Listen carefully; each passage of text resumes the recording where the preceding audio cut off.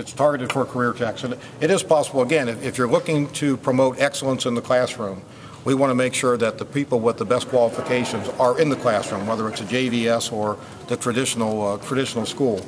But this is primarily focused at the JVSs.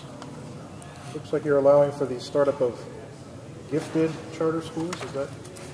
Charter schools for gifted schools? There is a provision that would allow for those areas that are underserved to work with the Ohio Department of Education.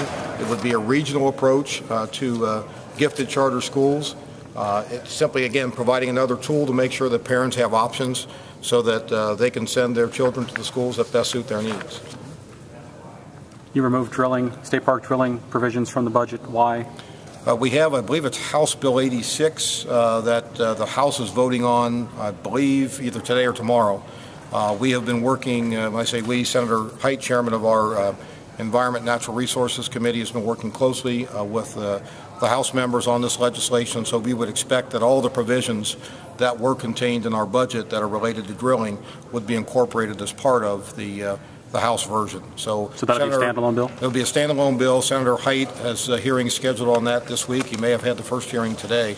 It's either today or tomorrow, but that will be a standalone bill, and so we are still committed to making sure that we have access to the resources within our state parks to help the state balance its budget, and in particular to help the Parks and Recreation, or ODNR, with their funding. How are things progressing on the casino front? The issue with how you calculate the cap.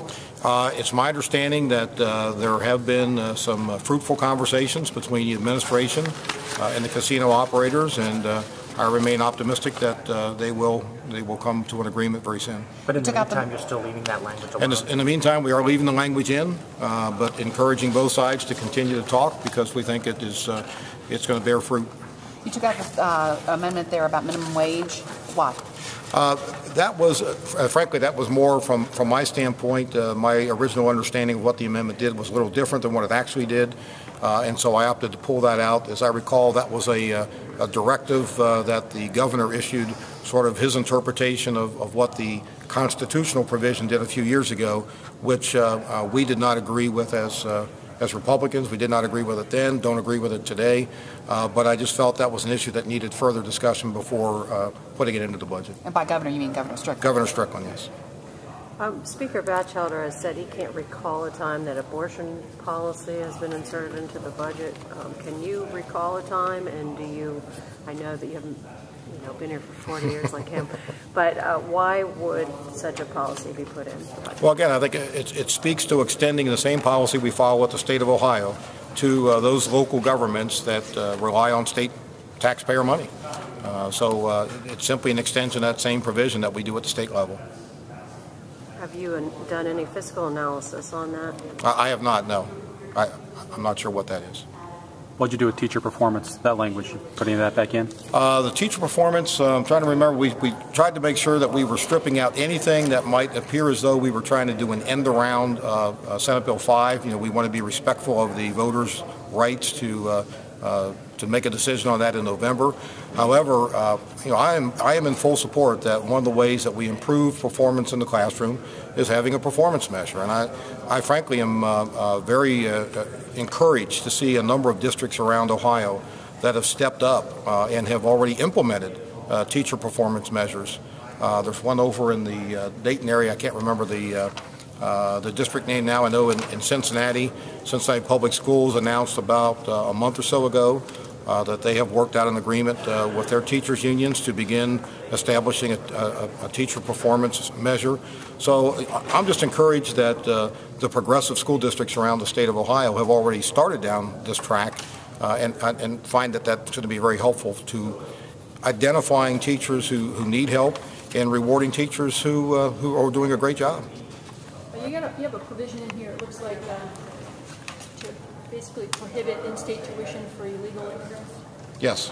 Is that a big problem in Ohio? Do you have any idea of how many people are getting in-state tuition? We don't know, but we just want to make sure that the colleges and universities are doing their due diligence and that we are not educating illegal immigrants. We have enough individuals living in the state of Ohio who are trying to find a means of going to college, and we want to make sure there's room for all of them.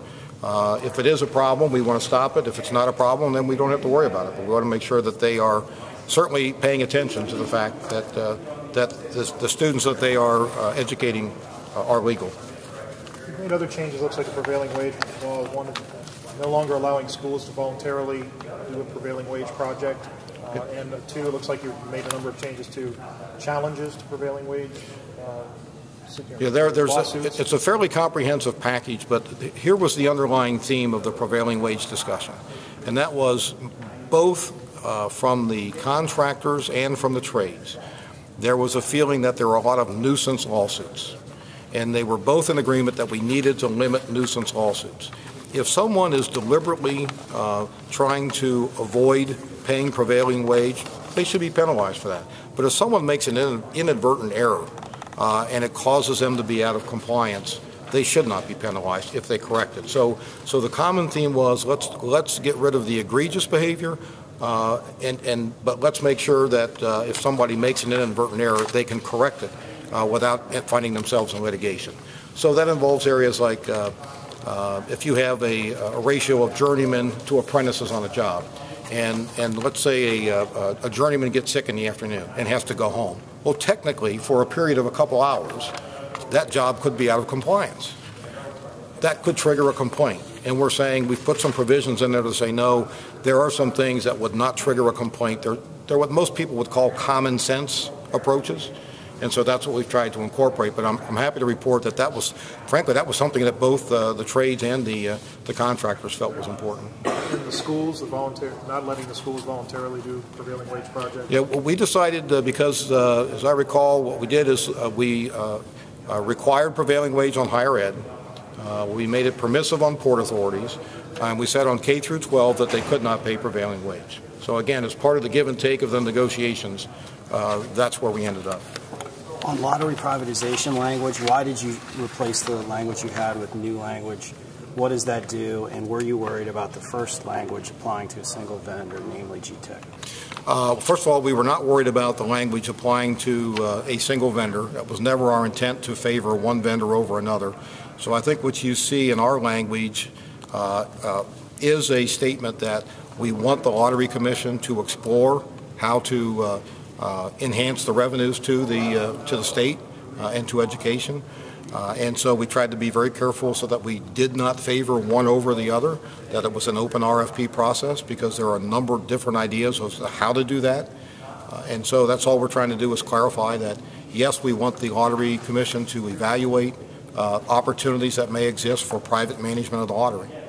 We're running short on time, so a couple more questions if you have. I had another question on the prevailing wage, the construction management panel, construction reform panel of 2008. Is this going to expand construction reform to other projects? Right now, it's just the 3 pilot projects at OSU, Wilberforce, and Bowling Green. Yes. As you recall, I think the reason we ended up with the pilot projects is that Governor Strickland would not sign off on the legislation to incorporate the recommendations from the panel that he appointed. What our language does is actually put into language the exact recommendations of the construction reform panel. So that would then make it available to all entities that would use those design or those construction methods. And I would expect this will be a point of conversation in conference committee, but this simply, our language goes to exactly what the commission recommended when the report came out a few years ago.